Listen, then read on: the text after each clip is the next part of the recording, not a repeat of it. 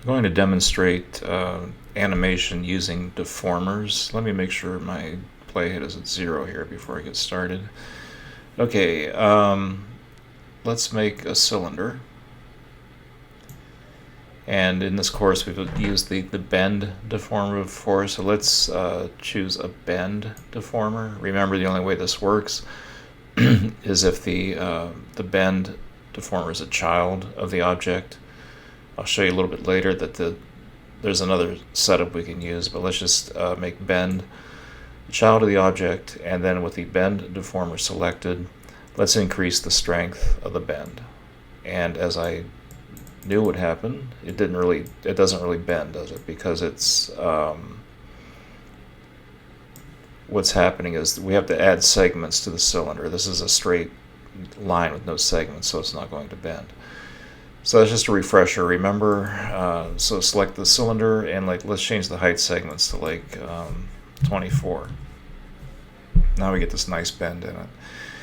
With the bend deformer selected again, we can adjust the strength, and also we can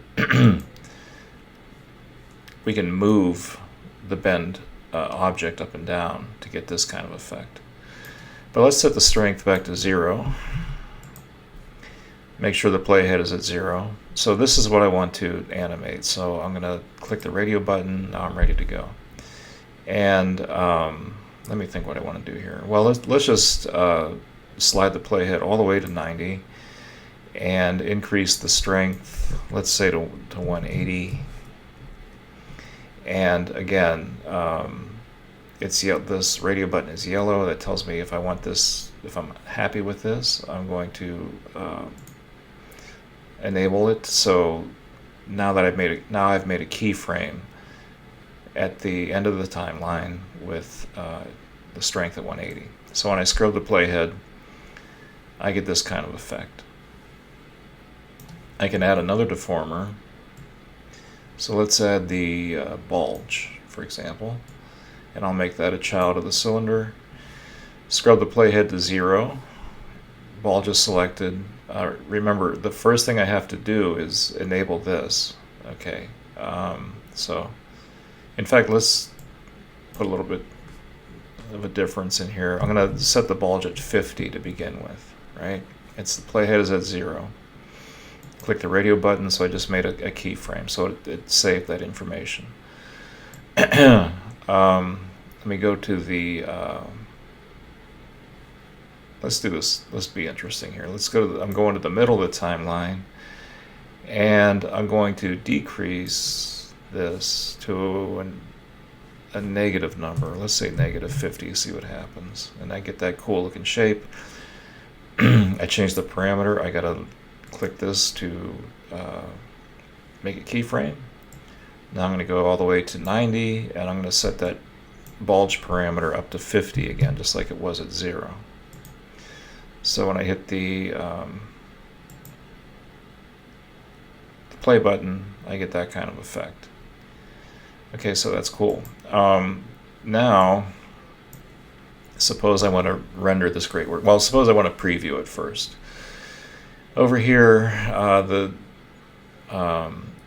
render view we've been using, if you hit the drop-down menu to render to picture viewer, hit the drop-down menu and choose Make Preview.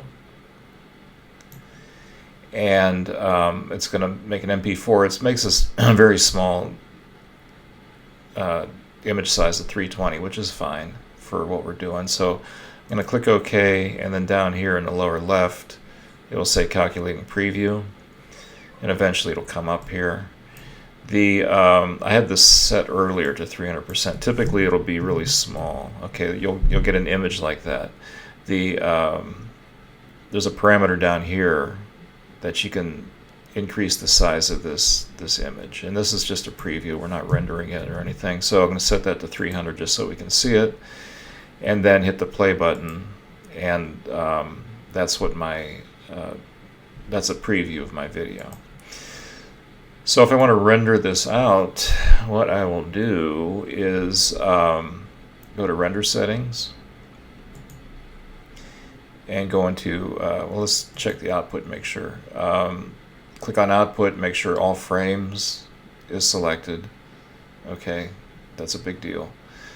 Click the save parameter, and you'll hit the ellipsis for file. Hit the ellipsis to choose the path, and I already have, I'm saving in this folder called Animation, and I'll just call this test, just so there's no confusion. I'm going to call it test 2 because I was doing one earlier. Click save. Now it's raring to go. It's at the right place. I'm going to check my output.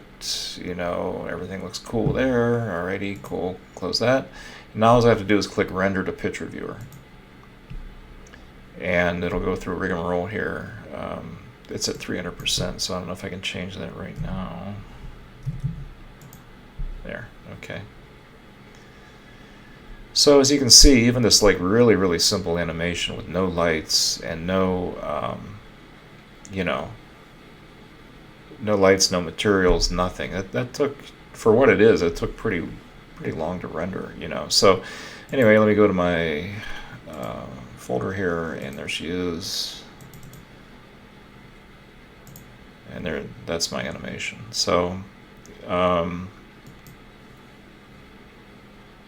think I'll end the video here for that. So like to review,